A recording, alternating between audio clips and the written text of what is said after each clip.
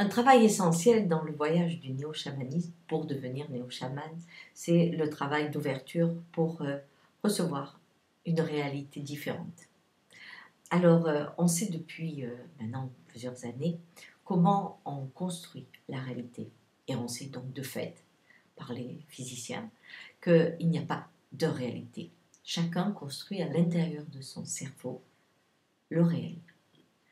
Si on doit expliquer ça d'une façon symbolique, plus simple, pour que si on n'est pas physicien, on puisse quand même comprendre et surtout en faire quelque chose et transformer cette connaissance en ouverture, eh bien, moi je l'ai fait avec des images et des symboles qui permettent de mieux intégrer cette nouvelle connaissance. Alors, qu'est-ce que la réalité? Comment on la construit, cette réalité? Eh bien, en premier lieu, la réalité, c'est celle qui est à l'extérieur de vous. Ce sont des points comme des pixels ou une vibration ou une énergie. Mettez le mot qui vous est le plus confortable, l'image qui vous va le mieux. Et cette énergie, ces pixels, vous savez, les pixels, c'est que des petits points. Ça ne fait pas pour autant des images, mais cette énergie ou cette vibration, vous la recevez par le premier cerveau, qui est l'intestin. Dans plein de cultures, on a dit ça, mais maintenant on le sait. C'est-à-dire, c'est un cerveau, ce cerveau, qui est l'intestin, perçoit cette vibration et en crée une émotion. C'est le siège de nos émotions. Cette émotion qui a transformé cette vibration dans la manière de la recevoir, eh bien, elle va donner ces informations, cette vibration au cerveau. Et le cerveau, qui a un cerveau gauche et un cerveau droit, le cerveau gauche va travailler beaucoup, le cerveau droit un peu moins. C'est un travail d'aller au cerveau droit. Le cerveau gauche va filtrer à nouveau cette émotion et va créer à l'intérieur de votre boîte crânienne, qui est un cinéma où le jour ne vient jamais, des images. Et ce sont ces images que vous appelez votre réalité ou la réalité. Donc, quand on dit tu construis ta vision du monde, tu construis ta réalité, c'est vrai. Sauf que cette réalité, quand elle passe au niveau de vos cerveaux, elle va aller à travers des filtres. Et ces filtres ont plusieurs paliers. Le premier filtre, qui se trouve dans votre cerveau gauche, c'est votre histoire, vos traumatismes, vos valeurs, c'est l'histoire de votre vie, que vous ayez 20, 30, 40, 50. C'est juste votre histoire personnelle.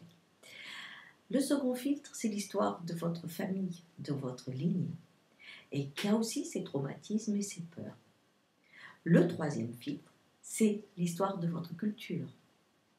Le quatrième filtre, c'est l'histoire de votre espèce, l'espèce humaine. Le cinquième filtre, c'est l'histoire du vivant, que ce soit au niveau des animaux, au niveau des végétaux, c'est tout ce qui lie le vivant.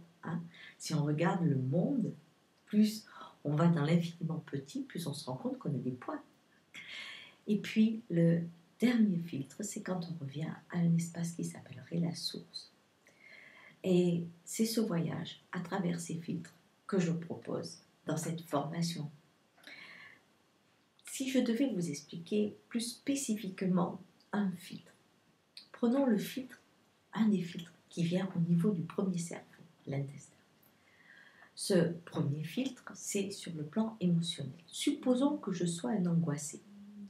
Eh bien, quelles que soient les vibrations, par exemple, quelqu'un qui court vers moi, c'est une vibration.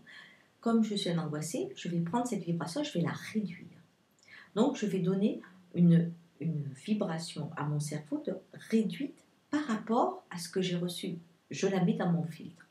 Et ensuite, le cerveau, si il a ses peurs, que je ne réponde pas à ce qu'on me demande, et que ma famille pense qu'on est toujours au-dessous de la demande des autres, et que dans notre culture, on doit être dans une société où on doit faire profil bas parce qu'on appartient à telle catégorie, et que, bon, tous ces filtres-là vont se mettre en place pour recevoir et fabriquer la perception de cette personne qui court vers moi. Alors, pendant le travail, on touche ces divers filtres. Et c'est ça qui est fascinant, parce que tout d'un coup, on réalise qu'il y a des ouvertures possibles et qu'à partir du moment où on s'ouvre autrement, la vibration va nous apporter une information inconnue. Et je crois que ce que nous avons le plus besoin aujourd'hui, ce n'est pas de reproduire ce que nous faisons depuis des siècles, mais aller vers une autre façon d'aborder la réalité, de créer une autre réalité qui soit autre chose que la destruction, la peur, mais qui aille dans une danse beaucoup plus créative et qui permette, dans cette phase de mutation, de soigner, ou tout au moins de mieux vivre l'approche de l'inconnu, car on sera ouvert. Voilà, c'est ça, le grand axe de cette formation. Oui, bien sûr, je comprends votre question. Qu'est-ce que ça a à voir avec le chamanisme? Eh bien, on pourrait dire que le filtre du cerveau gauche est un filtre essentiellement d'une perception du monde qui est verticale et qui est pyramidale, vraiment. Et le cerveau droit, c'est une perception du monde qui correspond à des chefferies bien spécifiques qui ont été étudiées par Pierre Clastre et qui voient le monde à l'horizontale et dans un système un peu où tout est vivant, tout est au même niveau, et donc qui est très différent de notre vision du monde. C'est pour cela que travailler avec le chamanisme, c'est aborder le cerveau droit, avec des rituels, mais aussi des structures symboliques qui permettent d'accéder et de renforcer ce cerveau droit qui est quand même le cerveau où l'on peut rencontrer dans chaque être l'amour et dans chaque expression de la vie un miroir. Donc voilà pourquoi on dit néo-chaman, parce que dans ce travail, on fait cette rencontre des deux cerveaux, de ces deux cultures, car il n'y a que deux visions dans le monde, de l'expression du monde, et on switch tout ça pour essayer d'arriver à la source. Donc c'est pour ça qu'on dit néo-chaman.